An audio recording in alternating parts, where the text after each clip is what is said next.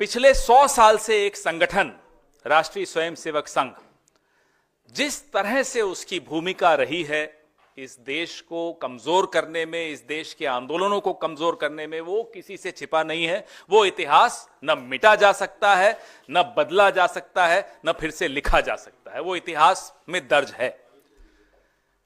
आजादी के आंदोलन में भारत छोड़ो आंदोलन का एक बहुत महत्वपूर्ण उसकी भूमिका रही थी। उस वक्त श्यामा प्रसाद मुखर्जी ने कैसे चिट्ठियां लिखी थी अंग्रेजों को और लिखा कि कैसे इस आंदोलन को कमजोर करना है, उसके बारे में अपने सुझाव दिए उन पत्रों के माध्यम से। वो सब इतिहास में दर्ज है।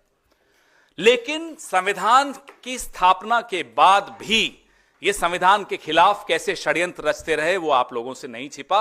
अभी परसों संघ प्रमुख मोहन भागवत ने जिस तरह की टिप्पणी की कि आजादी 1947 में नहीं मिली थी, अब जाकर मिली।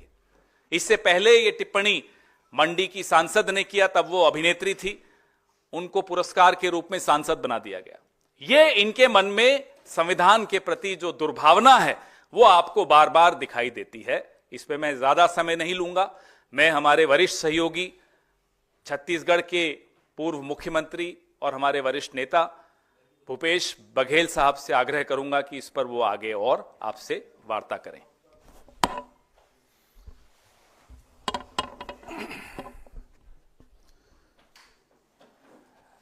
धन्यवाद पवन खेड़ा जी कि आपने आज मुझे पत्रकारों से चर्चा करने का अवसर प्रदान किया। इस कार्यक्रम में पत्रकार वार्ता में उपस्थित सभी पत्रकार साथियों का मैं स्वागत करता हूं। मुख्य रूप से जो बात आदरणीय खेड़ा जी ने कही है वहीं से इसकी शुरुआत। मोहन भागवत जी आरएसएस के प्रमुख हैं और उन्होंने कहा कि आज़ादी राम मंदिर निर्माण के बाद हमें मिला। दरअसल ये वाक्य उनका ये स्पष्ट करता है कि वो संविधान को नहीं मानते। इसका दूसरा अर्थ ये भी हुआ कि आज़ादी की लड़ाई में हमारे पूर्वजों ने, पुरखों ने लाखों की संख्या में जो लड़ाई लड़ी उसका वो अपमान कर रहे हैं। तीसरी बात, ये जो संघर्ष है उसको उन्होंने नकार दिया। और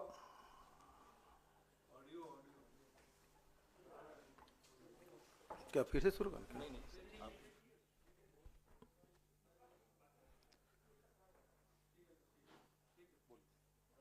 मोहन भागवत जी के वक्तव्य पर प्रतिक्रिया देते हुए अपने भाषण में राहुल जी ने स्पष्ट कहा, भैया एक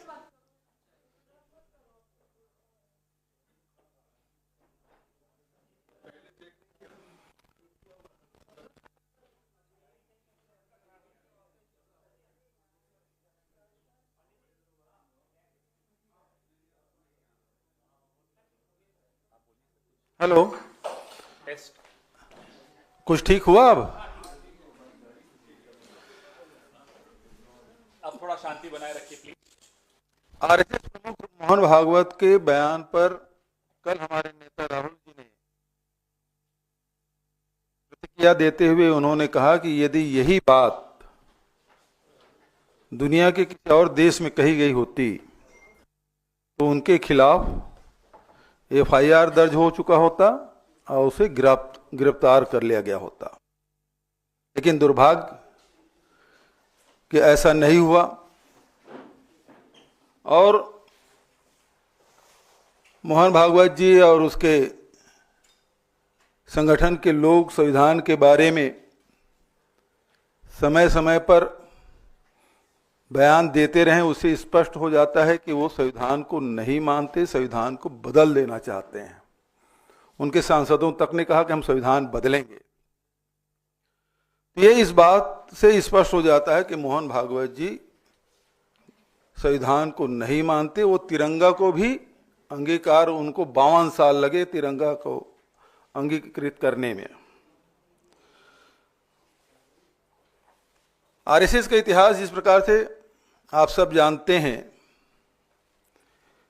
कि जब लाखों भारतीय अंग्रेजों के खिलाफ लड़ाई लड़ रहे थे, ते उनके साथ भागीदार के रूप में काम कर रहे थे अंग्रेजों के साथ। ये हिटलर और मुसोलिनी के विचारों के मानने वाले लोग हैं, उस रास्ते पे चलने वाले लोग हैं। ये असहमति को भी बर्दाश्त नहीं कर सकते, उनको विरोधियों के तहत कुचल देना चाहते हैं, दबा देना चाहते हैं, इस विचारधारा के लोग हैं। आदरणीय साथियों, केंद्र में भाजपा की सरकार है, बहुत सारे राज्यों में भी है। दरअसल ये सरकार आरएसएस की सरकार है, क्योंकि संविधान में तो न्याय की बात है, समानता की बात है, लोकतंत्र की रक्षा करने की बात है, और आरएसएस इन विचारों को मानती नहीं है।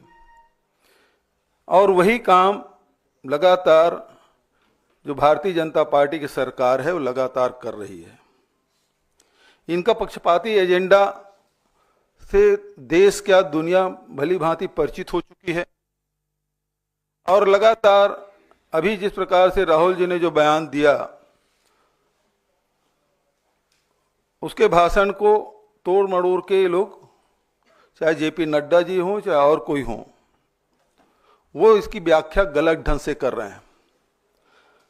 भारतीय संविधान के अनुच्छेद 12 में राज्य का अर्थ उसके संस्थानों के रूप में परिभाषित की गई है।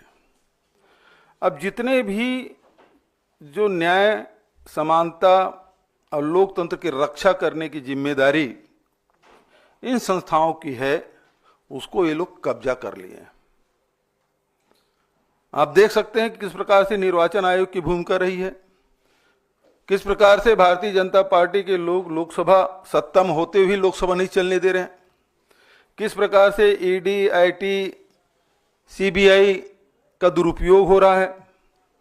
और इसीलिए तो राहुल जी ने कहा कि लड़ाई हमको इन संगठनों से भी है। स्टेट का मतलब ही यही है कि उनके जो अनुच्छेद 12 में जो परिभाषित किया गया है, उससे स्पष्ट है कि इन संस्थानों में ही उनकी शक्तियां हैं, और उन शक्तियों को या तो काबिज कर लिए हैं या उन्हें डरा धमका के अपने अनुरूप फैसला करा रहे हैं। तो इसलिए जो हमारी लड़ाई है केवल आरएसएस या बीजेपी से नहीं, बल्कि जो इस संगठन को कब्जा कर लिए हैं, जो हमें न्याय दिलाती है, जो हिंदुस्तान की जनता को न्याय दिलाती है, उस पर कब्जा कर लिए हैं, उनके खिलाफ भी हमारी लड़ाई है। और इसको लगातार ये लोग दूसरे ढंग से परिभाषित करने के, दूसरे ढंग से व्याख्या करने की कोशिश कर रहे हैं, जो निंदनीय है। कम से कम आरएसएस और बीजेपी के लोग कांग्रेस के कार्यकर्ता, कांग्रेस के नेताओं को देशभक्ति की पाठ ना पढ़ाएं, हमें ना सिखाएं कि देशभक्ति क्या है। वो तो हमने देख लिया कि आजादी की लड़ाई में आपकी भूमिका क्या रही है, कि देश के आजादी के दीवानों के साथ आप थे या फिर अंग्रेजों के साथ थे। ये पूरा देश ने देखा है।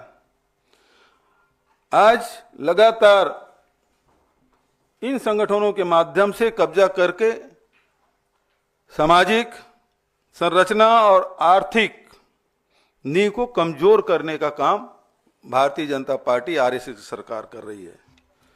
तो आदरणीय साथियों, मैं यही स्पष्ट करना चाहूंगा कि राहुल जी का जो दृष्टिकोण है लोकतांत्रिक है, समावेशी है और न्यायपूर्ण। ये जो मूल सिद्धांत है, इसको लेकर आगे बढ़ रहे हैं, और इन सिद्धांतों के खिलाफ जो भी सामने होगा या जो भी रोड अटकाएगा, उसके खिलाफ कांग्रेस पार्टी और हमारे नेता राहुल जी लड़ाई लड़ते रहेंगे। अब आपके तरफ से कोई सवाल हो तो सादर आमंत्रित।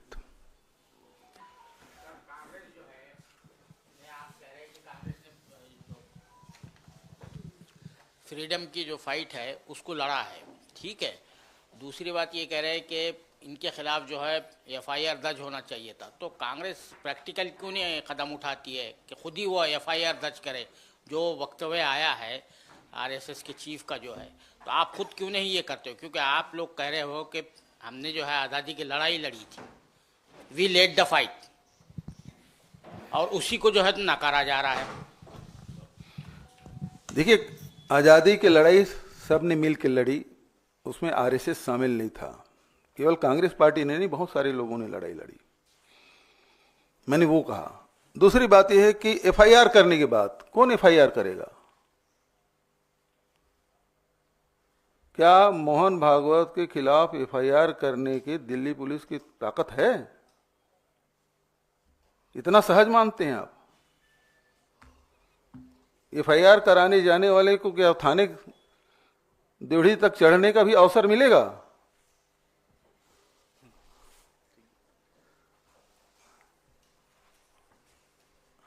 और कोई सवाल?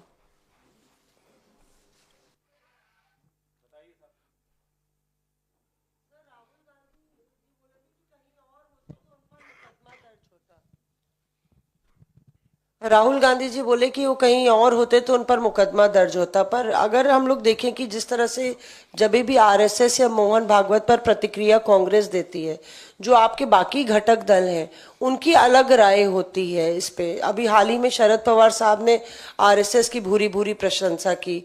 आप लोग एक ही अलायंस में हैं और इस तरह से जो बाकी घटक दलों में मतभेद है उसको लेके क्या कांग्रेस अपनी विचारधारा पर चलेगी, भले ही अलायंस का कोई ना कोई मतभेद हो इस पे? देखिए, स्पष्ट कर दूं मैं कि कांग्रेस अपने सिद्धांतों पे समझौता कभी नहीं करेगी। दूसरी बात यह है कि जब आप लड़ाई लड़ते हैं तो सब सहयोगियों के साथ लेते हैं और उसमें एक कॉमन मिनिमम प्रोग्राम बनता है। जहाँ तक शरद पवार जी की जो बात है, जो मैंने सुना, उसमें उन्होंने उसे संगठन क्षमता की बात की, उसकी भूरी पूरी प्रशंसा नहीं की। एक पक्ष के बारे में उन्होंने जो बात कह दी तो इसका मतलब नहीं कि सब कुछ उन्होंने कह दिया। हालांकि मुझे उसके बयान की सफाई देने की आवश्यकता नहीं है, शरद पवार जी खुद सक्षम है। लेकिन जो मोहन भागवत जी ने कहा कि आज़ादी, असली आज़ादी तो राम मंदिर निर्माण के बाद मिला है, तो ये स्पष्ट है कि जो लाखों लाख भारतीयों ने, हमारे पुरखों ने, पूर्वजों ने जो आज़ादी की लड़ाई लड़ी, उसका ये अपमान है। पवन जी सामने दो सवाल हैं। एक तो ये कि जो आपने कल बयान दिया था मोहन भागवत जी को लेकर के, आपने कहा था ये बीमार आदमी है, उस पर बीजेपी ने प्रतिक्रिया दी है। उन्होंने कहा है कि कांग्रेस का ही कोई नेता मोहन भागवत जी की इस तरह की भाषा का इस्तेमाल कर सकता है, क्योंकि कांग्रेस में नरसिम्हा राव, सीताराम केसरी, प्रणब मुखर्जी जैसे बुजुर्गों का अपमान किया जाता है। बुजुर्ग है मोहन भागवत, और सोनिया गांधी, राहुल गांधी से यही शिक्षा मिली है पवन खेड़ा को। लाल कृष्ण आडवाणी जी आईसीयू में थे और पूरी भाजपा देखने सारंगी जी को जा रही थी। ये सम्मान दिया इन्होंने आडवाणी जी को। ये बताएंगे हमें बुजुर्गों का सम्मान कैसे किया जाता है। मुरली मनोहर जोशी जी को सिर्फ जन्मदिन के दिन याद करते हैं, भाई घर बैठा के रखा हुआ है सबको इन्होंने। वो आडवाणी जी तो अब सोचते हैं कि काश मेरे नाम में वी नहीं होता तो मैं अडानी होता, तो शायद ज्यादा सम्मान मिल जाता। वो एक वी ने उनका पूरा क्या बताया आपको।